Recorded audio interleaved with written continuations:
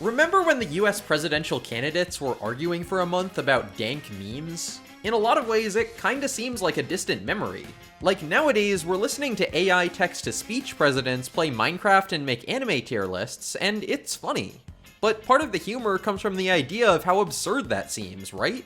Politicians affect internet culture, they always have, but nobody expects that culture to affect them. But here's the thing, just under 7 years ago, they did. Hillary Clinton's take on Pepe the Frog was a legitimate factor in the 2016 election. How large a factor is up for debate, but the fact that it's even conceivable means to me that this era of meme culture absolutely deserves a retrospective. So if you were on the internet between roughly 2014 and 2018, you probably have some lingering memories of air horns, bee emojis, Rare Pepes, lazy town song edits, and copious use of the words dank, normie, and cringe. Maybe they're not good memories, maybe they're memories you've suppressed until just now, but you probably remember this being a wild time online. A time when meme communities really announced their presence to mainstream culture and were in many ways angrier and more turbulent than they are today. I personally think the vast majority of memes, high-profile YouTube channels, and popular attitudes of this period have aged horribly, but they're very hard to forget. Plus, I can't deny their influence on both modern internet culture and society at large, so I think that's worth exploring. The chronology of this era is definitely up for debate, but as I just suggested, I think it gained momentum in 2014, ruled the internet from 2015 through 17, and started to peter out in 2018. Before then, the sarcasm and edginess that defined the dank era was mostly limited to underground communities like 4chan, and afterwards some of that attitude stuck around, but most of the era's key influencers and values have either significantly changed or fallen out of relevance. Assigning a name to this period was also difficult because people still do use the phrase dank memes to this day, but a simple Google Trends search reveals that it isn't used nearly as frequently as it was 6 or 7 years ago. Besides, the use of the word dank is a real microcosm of the self-importance held in meme communities at the time. That statement probably sounds incredibly pretentious, so let me rewind a bit.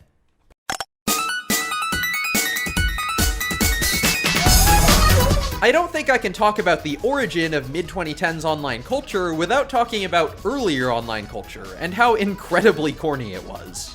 Just about everything internet famous from like 2009 to 2012 was shamelessly unsubtle, flashy, and loud. This was the era of rage comics, advice animals with massive impact font, and YouTube channels like Smosh and the Annoying Orange.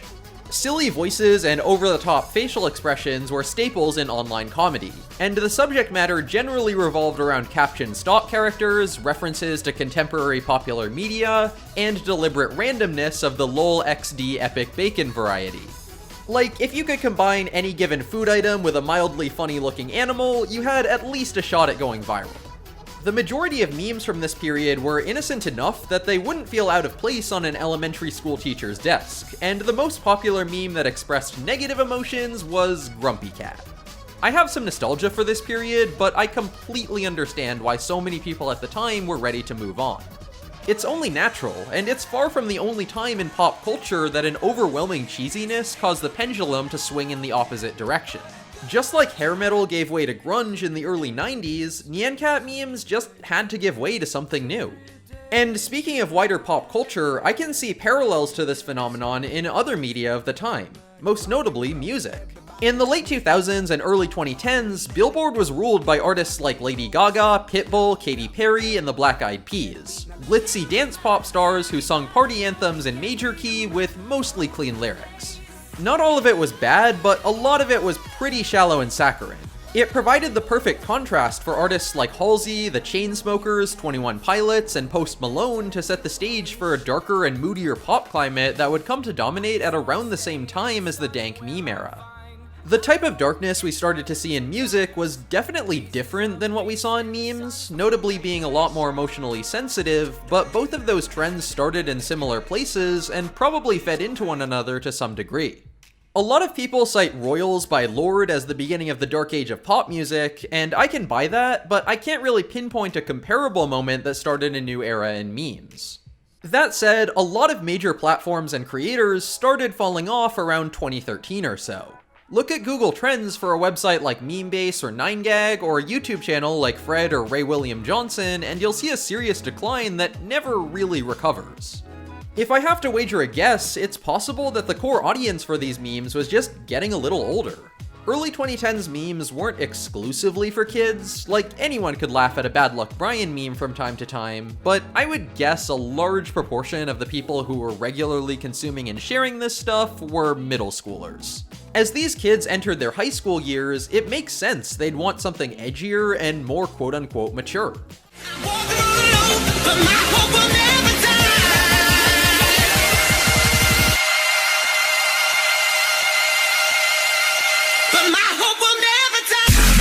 Culture certainly changed, but the transition was pretty gradual.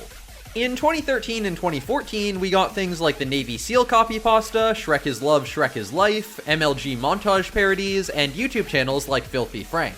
These were still flashy and ridiculous, but were a lot more vulgar and occasionally had a satirical edge, more often making fun of popular media or a certain type of online personality. These newer, edgier memes started being referred to as dank memes. The word dank was originally used to describe high-quality marijuana, which might have given these memes a bit of countercultural flair.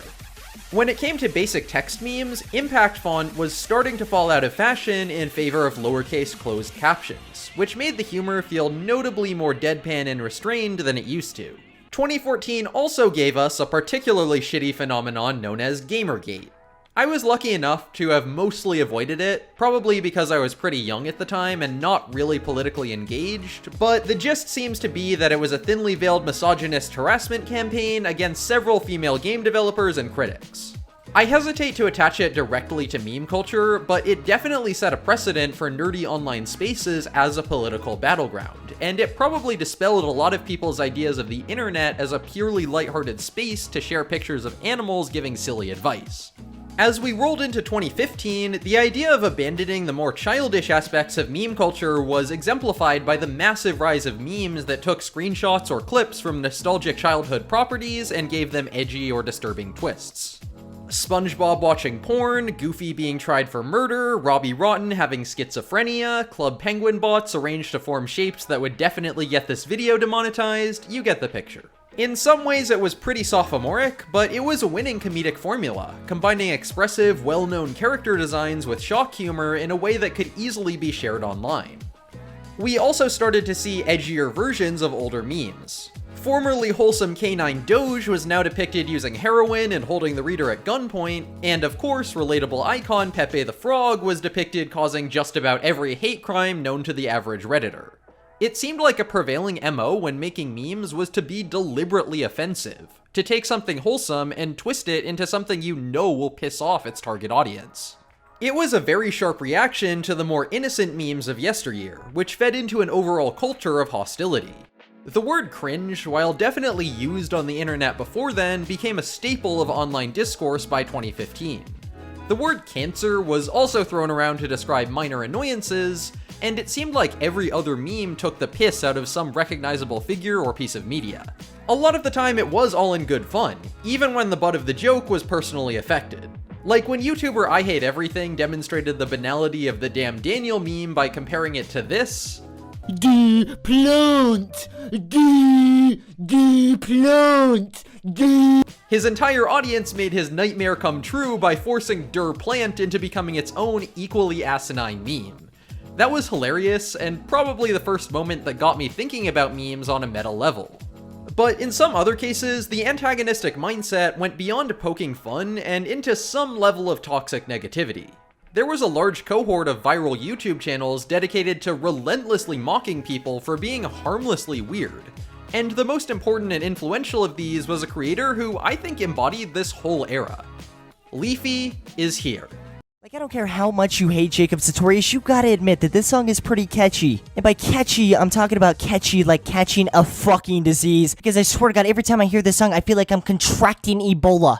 Looking back, it can seem hard to believe Leafy became so popular. Pretty much all of his videos consisted of ranting about another creator over unrelated video game footage, with very little to impress in the way of writing or editing. Even at the time, Leafy's videos were often criticized for being incredibly repetitive, and he gave the impression of being a pretty mean-spirited person. But something about this nasally voiced Who Boy just captured the zeitgeist. It's hard to believe now, but at the time, his content actually was pretty original. Broadly speaking, making fun of things was already big on YouTube thanks to channels like Red Letter Media and The Angry Video Game Nerd, but this was different. Those people made fun of mainstream movies and classic games whose reputations were well established outside of YouTube and wouldn't really be affected by one video clowning on them. Leafy, on the other hand, got famous attacking other YouTubers, and it was much more likely for his videos to reach his targets. In some cases, those targets responded, prompting active online battles that definitely attracted people who craved public drama. Leafy's presentation style was also pretty novel at the time. Let's Play videos were already huge, so a style that combined gaming with ranting could appeal to fans of both genres while also being generally good at holding attention. With all that in mind, it's not too hard to see why Leafy blew up in early 2016. He was never the most subscribed YouTuber, but in that year he might have been the most talked about, and he was certainly one of the most influential. With a style that was fairly easy to replicate, he spawned a massive wave of imitators, including some who had already made a name for themselves through montage parodies like Pyrocynical and Memulous. Even PewDiePie tapped into that energy around this time, releasing fewer Let's Plays and more snarky reaction videos with racy thumbnails. This kind of content was pretty hard to avoid. Now, make no mistake, a lot of these YouTubers, especially Leafy, were essentially professional bullies. They went after people with far less influence than themselves, brutally mocking them for several minutes at a time, and inviting their hordes of like-minded fans to continue harassing these people up to and including death threats. People like Leafy needed to cycle rapidly through new content to sustain their relevance, and they were influential enough that the targets of their videos were often memed on far outside their core fanbase. As a result, we saw a massive, growing pile of people who each took a turn as internet punching bag of the month, with just a few examples being Sammy Classic Sonic Fan, Super Minecraft Kid, the Pokemon Go Kid, Behind the Meme, Tommy NC 2010, Zarna Joshi, and Jacob Sartorius. Sure, their content was admittedly easy to laugh at, but the degree to which these people were viciously mocked really was pretty gross, especially since a lot of them were kids and/or had probable mental disorders. I can't find one through line that definitely led to all of these people's harassment, but I will say many of them brought a sense of earnest passion reminiscent of earlier online culture. And by now, the loudest voices in the meme world were avoiding that like Ligma. What is Ligma? Ligma. At the time, these kids mugging their cameras while singing or screaming about video games provided ready fuel for the increasingly angry meme community, but that kind of content couldn't sustain the culture forever. Like, if memes did nothing but make fun of kids for months at a time, people were gonna realize how pathetic that was. As for these rant YouTubers specifically, their thirst for content combined with the fact that a lot of them were just sketchy people made it pretty much inevitable that they would go after each other. The summer of 2016 was a wild time on YouTube, with influencers taking any chances they had to ruin each other's reputations. Leafy and H3H3 feuded, with most people siding with the latter. Keemstar was outed for making scummy comments and exploiting creators like Pyrocynical. Leafy took the heat off himself by attacking Keemstar and Onision, and eventually most people's scorn turned back to Leafy, with Idubbbz leading the charge. And that's just the broad strokes of the biggest events. If you want a more thorough breakdown of this fiasco, I recommend checking out Lemon's documentary on Leafy. What I think is most relevant to this conversation is that these feuds were largely fought and won with memes. Leafy's fall from grace was probably inevitable given his repetitive style and blatant harassment, but it would have been much slower and less spectacular if not for the hashtag #NoChin. Keemstar's dishonesty and offensive comments definitely became known through critical videos about him, but I'm not sure how far those messages would have gotten without him being photoshopped onto a garden gnome and subject to a viral diss track parody of Smash Mouth's All-Star. Doesn't make sense to give up this shtick. I make mad money from being a dick. On that note, one of the biggest things Keemstar was called out for was his use of the N-word on camera, and that clip was thrown around the internet like nobody's business, effectively becoming its own meme. It was even used in Idubbbz All-Star parody as a fill over the instrumental break. That goes to show how many people didn't really oppose Keemstar out of moral disagreement about things like slurs. They just wanted to be entertained by people throwing offensive language at one another. Even if most people believed on some level that slurs were bad, the careless use of this clip suggests that grabbing attention and showing up rivals was often a higher priority than avoiding their use. The effects of this mindset were pretty clear when you look at the sections of meme culture that were more overtly political. Because, yeah, as big as these internet feuds were, memers would also come into conflict with even larger social forces, and there were a couple key factors that gave them the courage to go after more difficult targets. I've used the phrase meme culture pretty liberally throughout this video, but I haven't mentioned that this era was the first time that it really did feel like a distinct culture. You started to see memes commenting on other memes and establishing what was dank and what wasn't. Three of the prevailing values were irony, contrarianism, and disregard for social boundaries, and in combination, those formed a widely held belief that 1. Offending people was hilarious, and 2. You didn't actually need to believe in whatever message you were sending. This did not have great results, and a lot of memers thought they were a lot more clever than they actually were, but we'll get to that later. At the time, memes did seem more intellectually complex than they used to be, and the ones that seemed obscure or harder to understand tended to be more respected. A major manifestation of this was the Rare Pepe phenomenon, with the internet's favorite frog being portrayed in countless reference-based art pieces that were often genuinely creative. Usually the idea of these Pepes being literally rare was just a facetious LARP, like you could find most of them for free online, but some of them actually were digitally traded for thousands of dollars, becoming an early example of NFTs. All in all, even though the culture was still fundamentally based on comedy, memers started to take themselves seriously and felt a sense of separation from their perceived enemy. Fucking normies! The word normie had definitely been around on places like 4chan for a while, as were many elements of this culture, but it spread to larger platforms like Reddit, YouTube, and Twitter in 2015. By 2016, it was ubiquitous in communities like r/dank memes, where normie was basically the opposite of dank. Sometimes it referred to memes specifically, disparaging content that was more straightforward or wholesome like Damn Daniel or Harambe, but more often it referred to people. Anyone who wasn't into dank memes, or less charitably, anyone who wasn't a terminally online edgelord who spoke in 13 layers of irony. This mentality was going to make enemies with the rest of the world by default, but it was made even worse by the fact that most mainstream portrayals of meme culture were pretty embarrassing and often very behind the times. Like, it makes sense that people in 2015 who were into Rare Pepes and montage parodies and John Cena shitposts were annoyed by this commercial. Wendy's new jalapeno fresco spicy chicken is so deliciously hot, it's generating reactions from everyone, like the memer. Ooh, eat spicy goodness like a boss. Combine that with high-profile videos from Behind the Meme, Watch Mojo, and YouTube Rewind, which gave pretty shallow assessments of meme culture, and there was kind of a persecution complex in parts of the community. A sense that memers were these free-thinking mavericks whose worldview was encroached upon by a more powerful and dumber mainstream society. In retrospect, meme culture was really under no serious threat and was still largely shaped by passionate, grassroots internet users. Sure, there were lots of bad memes made by clueless kids, but that was nothing new. Like, look at all the shitty advice animals back in 2011. And in terms of corporate pandering, I'd argue memes were and are less controlled by corporations than almost any other art form. Those bad commercials didn't spread any real influence beyond exacerbating that narrative of appropriation. But regardless of its truth, that narrative was going to be spread because that's how meme culture works. Ideas that people like are amplified, and it's easy to see why the supposed normie invasion became common belief.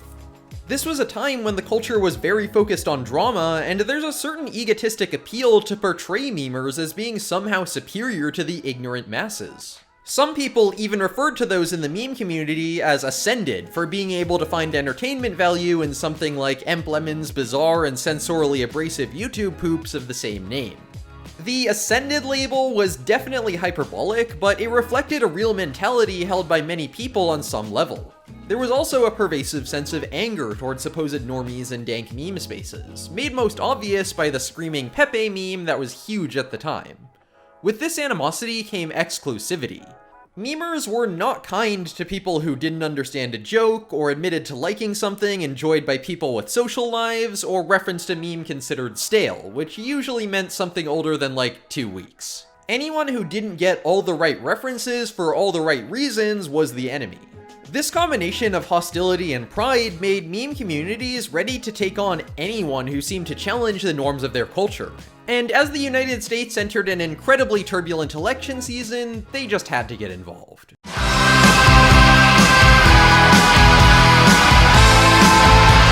While the idea of memes being political wasn't entirely new, they didn't become natively political until 2016. Like, we'd seen image macros making fun of the US candidates back in 2012, but from what I remember, those were mostly confined to expressly political spaces, and they didn't really start any viral trends that would catch on in the mainstream. Likewise, it's not like earlier memes were all totally benign when it comes to social justice. In the early 2010s, for example, there was a lot of casual sexism and homophobia in memes making fun of content aimed at teenage girls like Twilight and One Direction. But largely speaking, I think this was a product of social forces outside of meme culture rather than within it. The 2016 election season was a completely different story, and it's especially interesting because this might have been the only time the right was actually winning the online culture war. There was a massive cohort of memes ridiculing progressive causes, and meme-relevant influencers like Lemon and Leafy talked much more critically of the left than the right. The offensive imagery and language wasn't just there because people didn't know any better, but because of a deliberate effort to trigger the libs. I really don't want to understate the influence of this anti-SJW attitude on meme culture. Sometimes it was fairly subtle, like there will always be people who wear their fedoras on the inside, but sometimes it was incredibly obvious. As just one example, Lemon's video on the top 10 dank memes of 2016 ranks Triggered at number 1. Even above staples like Dat Boy and Robbie Rob. Judging by the view count and like ratio, lots of people agreed that a meme existing only to take the piss out of progressive activists deserved more recognition than memes based on, actual jokes. So, how did this happen? That's a complicated question that I don't think I can answer with complete accuracy, but I think I have a shot. The Trump era brought a lot of social justice issues to the mainstream, primarily in the US, but also in the wider Western world through cultural osmosis. Trump's misogynist comments spurred a new wave of feminism, several high-profile murders by police officers brought attention to Black Lives Matter, and groups like the alt-right were growing in number and were now less afraid to be seen. And as for the people calling attention to these issues, I'm painting in broad strokes, but a lot of their personalities were just not compatible with meme culture at the time.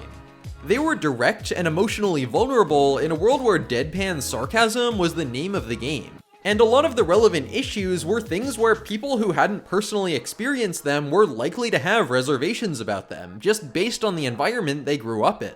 As for myself, just like most people in the West, I spent most of my life thinking of male and female as two fundamental and mutually exclusive qualities. The first time I heard about non-binary gender was late 2015, and for everyone I knew who gave a fair and honest explanation of what that meant, I saw 5 memes about sexually identifying as an attack helicopter. And for a time, the latter were unfortunately easier to latch onto.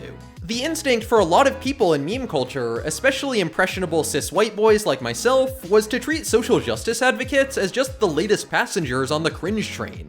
It didn't really feel like there was that much of a difference between making fun of trans activists and making fun of the Pokemon Go kid.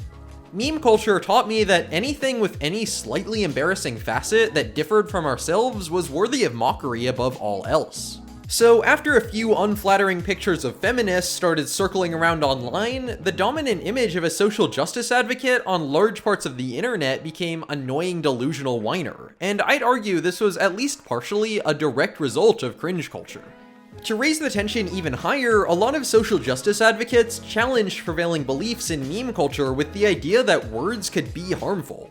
Concepts like preferred pronouns and microaggressions entered mainstream discourse, with activists speaking up about the unintentional damage people were causing with their language. This ran completely counter to the shamelessly vulgar attitude of meme culture, and there seemed to be an impulse to spite these activists by making memes even more blatantly offensive. In late 2016, we saw memes like autistic screeching and mods are gay, jokes about 9/11 and school shootings, and you couldn't shake a B emoji in a meme comment section without seeing the R slur.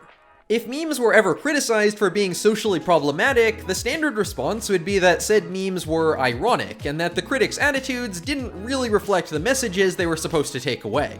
That defense was pretty much everywhere. You'd see it argued in a ton of Reddit threads, people like Leafy branded their content as satire, and the term dank memes itself might have partially originated as a sarcastic label of high quality.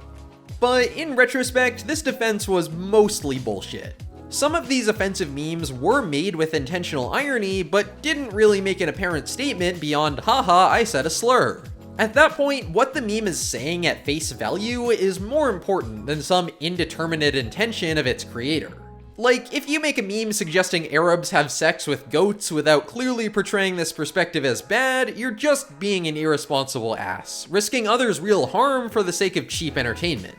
Of course, some of these memes weren't just irresponsible, they were motivated by genuine bigotry, and used the word ironic as a smokescreen to hide their intentions. It was essentially Schrodinger's irony. If people bought into their anti-trans or anti-immigrant rhetoric, they'd consider themselves successful. But if anyone criticized them for it, they'd insist it was just a prank, bro. It was never supposed to be taken seriously in the first place. It really was a dangerously effective means of protecting plausible deniability.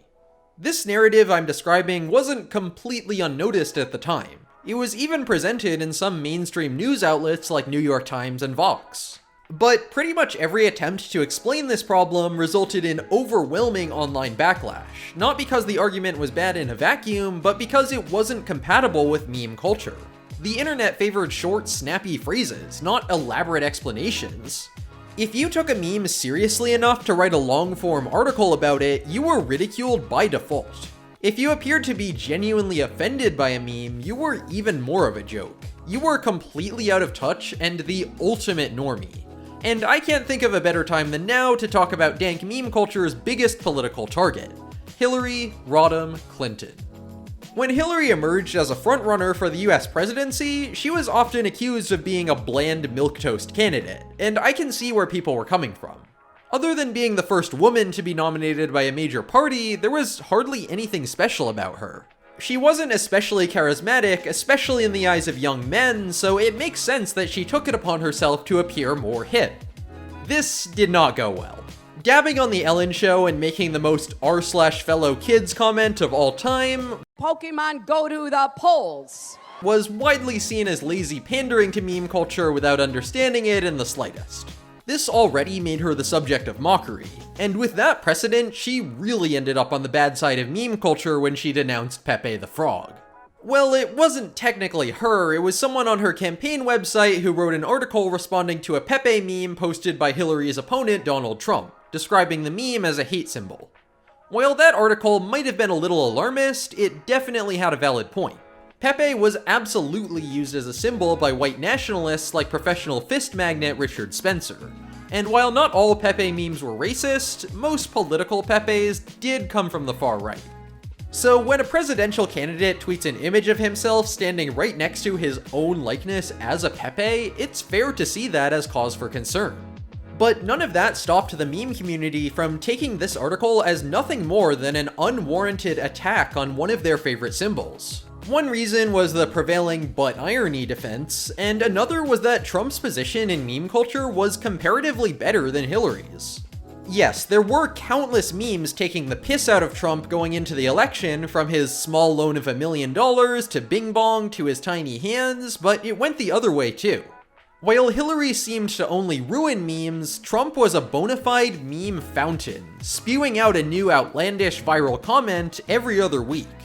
Even if phrases like "this has been the worst trade deal in the history of trade deals" or "thank you Kanye, very cool" received initial attention because of how embarrassing they were, their resulting memes often framed Trump as the one making the joke rather than being the punchline. On top of that, Trump's personality just had far more in common with dank meme culture than Hillary's. He was brash, contrarian, and relied on punchy slogans like "build the wall" and "make America great again." I'm not saying every American in the meme community voted for him, but I will say bashing Trump in a place like r/dank memes would have been met with a lot more controversy than bashing Hillary. For a group that skews so young, that's pretty notable when you're talking about a conservative candidate. So in November, the election came, and the rest is history. I won't outright say edgy internet culture is what got Trump into the White House, but keep in mind that this was a very close election and that Trump did well with young white voters in battleground states. At the very least, it's a factor that should be seriously considered. And the fact that I can say that about a presidential election means that, in my opinion, November 2016 was the peak of dank meme culture. We'd just seen an incredible wave of YouTube mudslinging, B-movie edits about terrorist attacks were at an all-time high, and at that moment, memes had crossed over into mainstream current events in the biggest way possible. But a culture revolving around irony and outrage could only sustain itself for so long. It could only go down from here.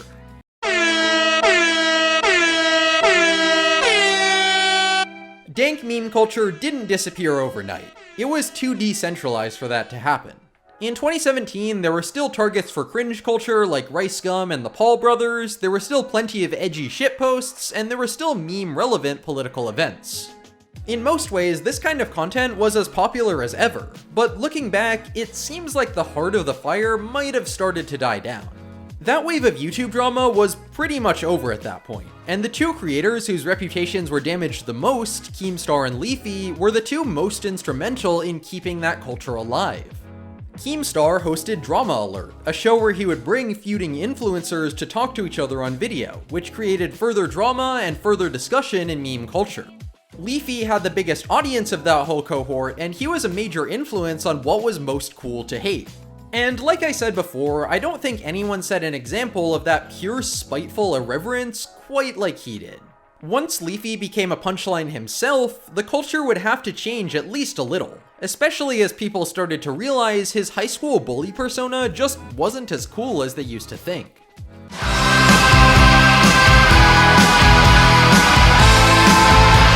As for the political side of things, it's hard to say anything with confidence. People all over social media were definitely mad about Trump winning, but I didn't see much of this frustration in meme culture.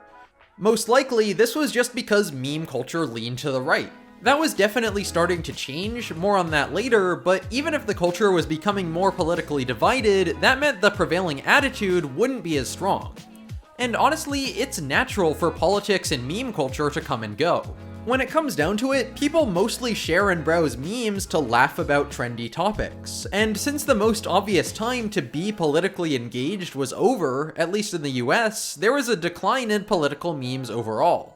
At the very least, people got some time to sit back and observe the effects of the election, and the same was true for the more politicized aspects of meme culture. Notably, there were a couple events that might have caused people to change their tune on blatantly offensive content. PewDiePie made a series of controversial statements, culminating in him calling his opponent the N-word in a PUBG livestream. This got a ton of media coverage, and unlike many similar events in the past, there was really no plausible deniability about his intentions. It wasn't ironic racism, it wasn't even a joke, it was just a straight-up racial slur from a guy who was practically worshipped in meme culture. I can't speak for everyone, but for me personally, this did get me thinking that, maybe the flippant use of offensive language could sometimes influence people to entertain genuinely hateful views. On that note, an even bigger wake-up call in 2017 was the white supremacist Unite the Right rally that resulted in the tragic death of a counter-protester. The event itself wasn't a meme, but it definitely changed perspectives on things like Nazism and domestic terrorism that were previously taken pretty lightly in meme culture. That facetious attitude toward right-wing extremism was definitely used as an onboarding tool to make actual extremism more palatable. And the gradual pipeline from laughing at racist jokes to advocating for an ethno-state is most effective when the actual Nazis remain in the shadows to avoid scaring off potential recruits. But after Charlottesville, there was no pretending that neo-Nazism was just a paranoid liberal hallucination like the alt-right's less extreme figureheads wanted us to believe. Once you see people marching in droves with swastika flags and murdering someone who opposes them, you'll probably think twice before making jokes about their ideology, especially jokes that might endorse it even on a superficial level. I'm not saying everyone stopped making racist memes by the end of 2017, they definitely still exist today, but from then on, the feedback loop between edgy right-wing memes and the far right itself was very seriously damaged. And it probably wasn't just those political events that caused the decline of offensive meme content. On YouTube in 2017, we saw an event nicknamed the Adpocalypse, with many edgier content creators suddenly losing revenue and advertisers becoming able to opt out of family-unfriendly videos.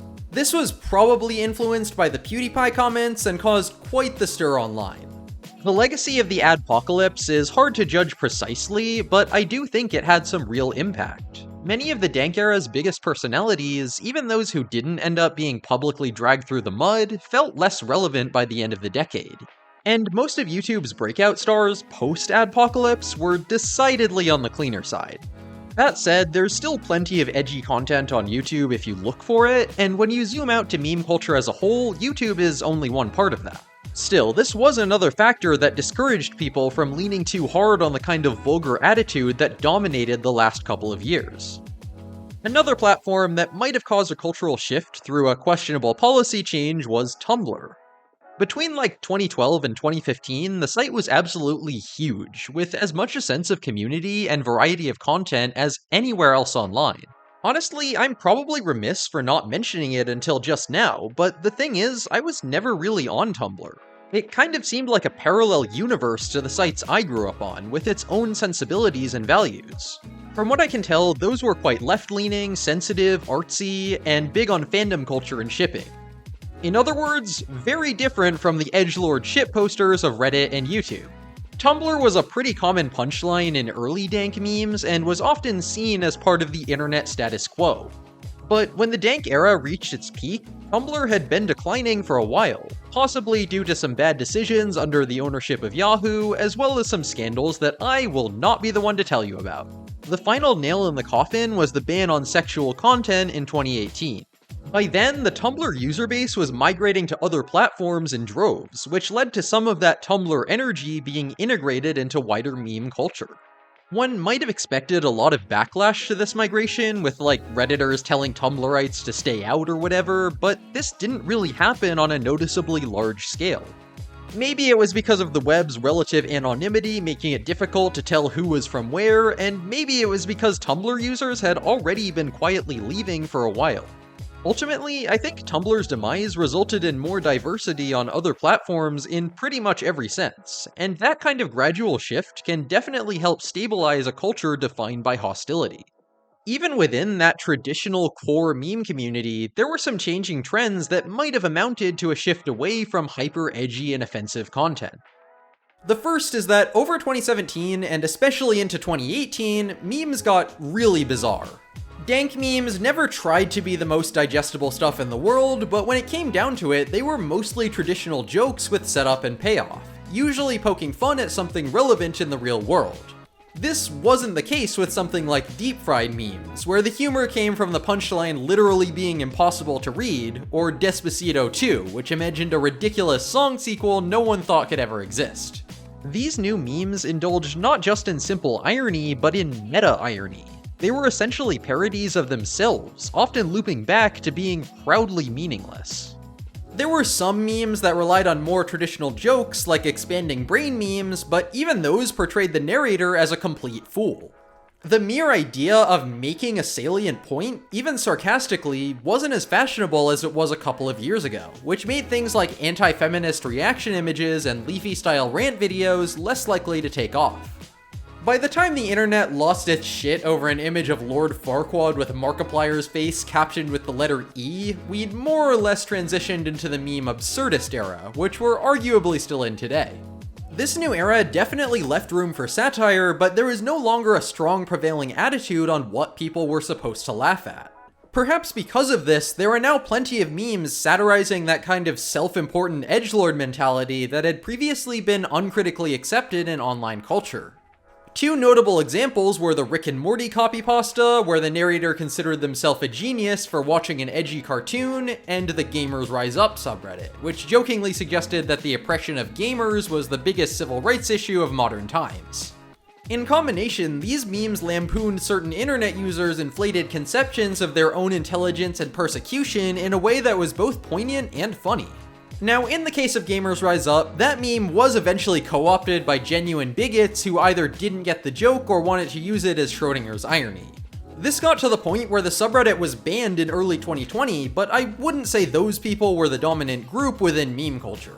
If anything, the type of people who took Gamers Rise Up seriously made it even more clear who a lot of these hardcore dank meme warriors really were. A bunch of terminally online narcissists with an alarming lack of self-awareness. Around this time, we also saw some changing attitudes towards some of cringe culture's former go-to punching bags. At the height of the dank meme era, early 2010s internet slang and meme formats were seen as maximum cringe, but by 2018 we saw plenty of nostalgic callbacks to that period.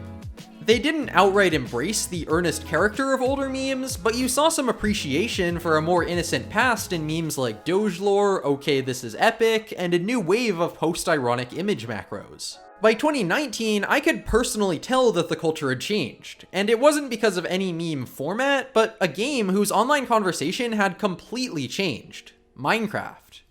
Just a couple of years before then, meme culture couldn't get tired of shitting on the game, and especially its players, who were seen as obnoxious children and man-children.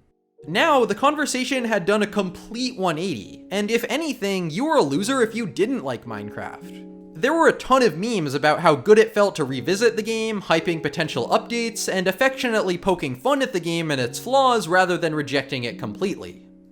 To be fair, the Minecraft renaissance was partially driven by the remnants of cringe culture that still haven't completely gone away. Fortnite, with its recent rise in popularity and young player base, became the new game that was cool to hate. But memes clowning on Fortnite were definitely outnumbered by memes celebrating Minecraft, even the parts that actually were kind of embarrassing. As an example, look at Minecraft song parodies. For a while, they were seen as the cringiest part of the game's legacy, and they honestly are very hard to take seriously if you're over the age of 12. But in 2019, a Discord game about reciting Captain Sparkle's lyrics was one of the biggest memes of the year. If I have to cite an influencer who might have helped cause this change, I'd point to PewDiePie's Minecraft Let's Play series that embraced the goofier aspects of the game. But really, this change probably would have happened with or without that series. Minecraft is just a fun game, and it was only a matter of time before people realized they'd be better off enjoying it than mocking people who did. In order to make that leap, people shed some level of concern with being called cringe. And when it comes down to it, cringe culture was the engine powering dank meme culture in its years of relevance. Nowadays, cringe culture certainly still exists, and dank meme culture isn't completely dead. You still see people using the term and making edgy political jokes about kids shows, especially if you go to a platform that was popular in the mid-2010s like r/dankmemes. But that kind of content isn't the default anymore, and most of the key influencers of that era have either changed their brand or faded from relevance. Leafy is gone, Lemon makes documentaries about mostly offline subjects, Idubbbz has apologized for his toxic behavior in the past, and Filthy Frank is now a world-famous sad boy indie pop singer, which will never cease to amaze me. As trends got old and the dark side of this culture became more visible, people realized that memes didn't need to carry this attitude of brazen contrarianism. The Dank-Normie Divide also seems to have faded from most people's minds, as people grew tired of a cultural concept that only amounted to one group telling everyone else to stop having fun. Sure, the concept of normies still exists, but there's no longer one prevailing idea for what memes should be. In the 2020s, meme culture is much more decentralized than it used to be, as people realize that they'll find certain types of memes unfunny at best and offensive at worst. There are countless large subreddits, each with their own take on what memes should look like, and while places like TikTok and Twitter are less obviously segregated, there are still distinct meme communities united by subject matter, format, or vibe. The majority of these communities aren't focused on either politics or cringe, and when politics are involved, they're just as, if not more likely to lean left. The tail end of the 2010s saw the rise of BreadTube, with creators like HBomberGuy, ContraPoints, and Vosh building a following based partially on similar snappy rhetoric as their right-wing predecessors, and partially on long-form video essays which were newly popular on the site. There are also communities like Antifa Stone Toss and Toilet Paper USA who deliver shitposts disguised as activism and activism disguised as shitposts. When it comes to right-wing memers, many of them now realize that they don't need to bother with irony at all and might as well state their beliefs up front, with the Yes Chad Wojak being the most obvious manifestation of this mindset. These political meme communities aren't mainstream, but they aren't an anomaly within meme culture either. But that makes sense. With the downfall of dank memes, being an anomaly, being on the cutting edge, isn't the point anymore. Once again, most memes are now just about being funny.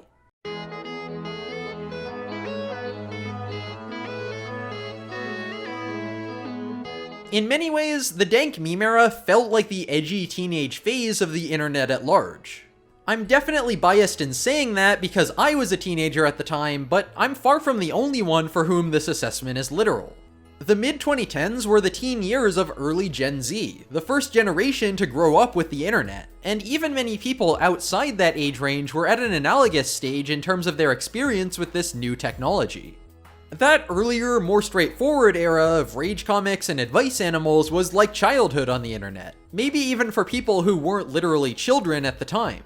Later, people were looking to move past those comfortable tropes, carving out a bold new identity for themselves in a more dangerous and complicated world. But at the same time, many didn't have enough experience existing in this world to really stand for anything other than rebellion against that which ran counter to their hastily defined sense of self. Even then, there was a distinct lack of self-awareness. Irony was really the cornerstone of meme discussion at the time, but there were many times when it seemed like most people didn't know how to either use it or identify it. Like, remember Lil Pump?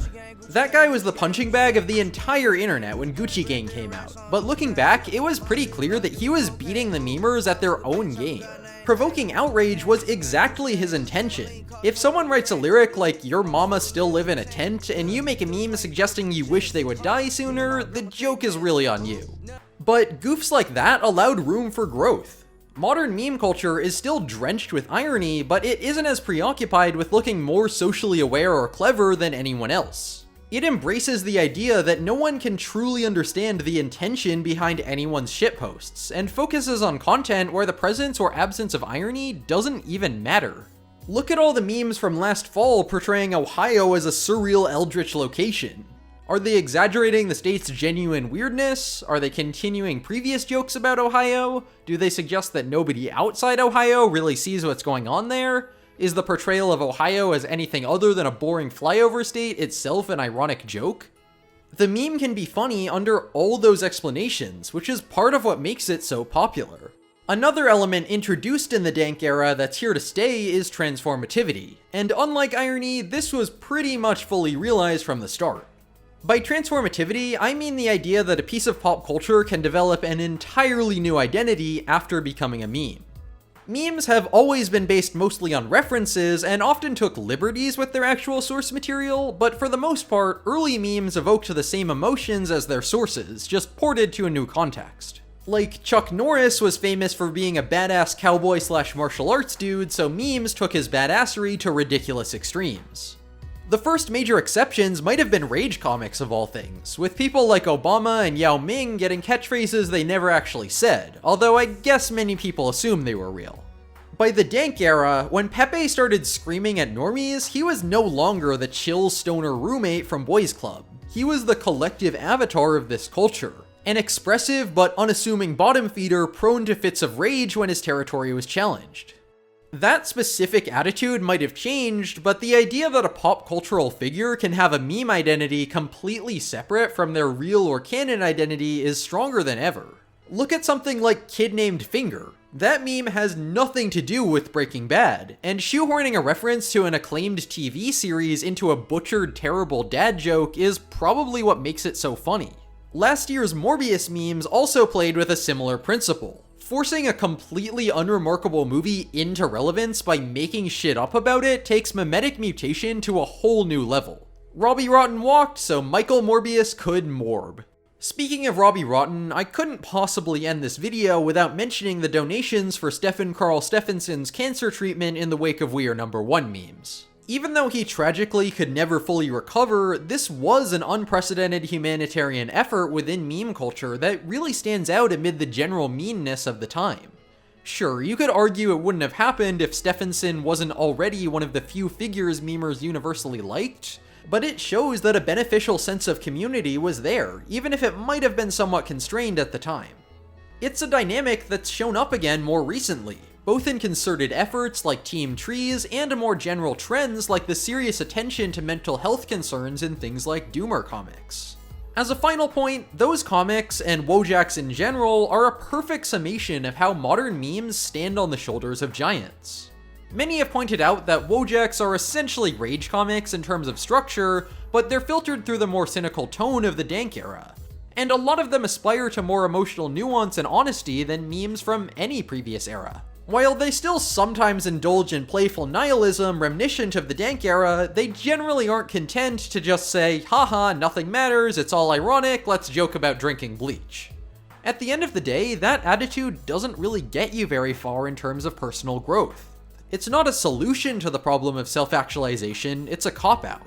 Finding a real solution is incredibly difficult, and most of the darker and more introspective memes of today do seem doubtful that they'll find it, but they do strive to discover it. And to me, that might be the most notable element of progression from Dank memes. Beyond that, I can't really distance myself enough to give a meaningful take on what Uncanny Mr. Incredible means for the state of this generation. All we can do now is learn from the past, so I hope this video was helpful, I guess. Peace out.